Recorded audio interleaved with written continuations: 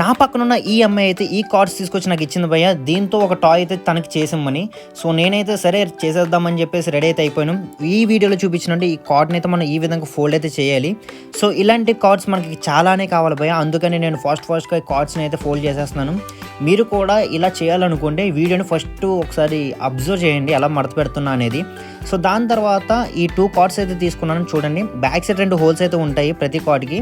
So next card తీసుకొని 2 sticks కింద ఉంటాయి. ఈ కార్డ్లో అయితే మనం స్టిక్ చేయాలన్నమాట. సో వీడియోలో చూడండి ఏ విధంగా నేను హోల్స్లో స్టిక్ చేస్తున్నాను కార్డ్స్ని. సో ఈ విధంగా అయితే మనం ఒక్కొక్క కార్డ్ని తీసుకొని స్టిక్ చేసుకుంటూ వెళ్ళిపోవాలన్నమాట.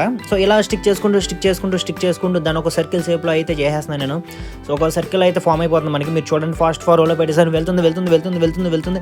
సో మనకైతే ఫైనల్గా సర్కిల్ అయితే వచ్చేసింది. సో చూడండి, ఓ మై గాడ్ బుర్ర పాడైపోయింది నాకైతే, మామూలుగా లేదనమాట. సో నాకు కాదు, నా పక్కన ఉన్న అమ్మాయికి పాడైపోయింది అనమాట. సో ఫైనల్గా తనకైతే గిఫ్ట్ అయితే చేసి ఇచ్చేసాను. సో తను హ్యాపీ.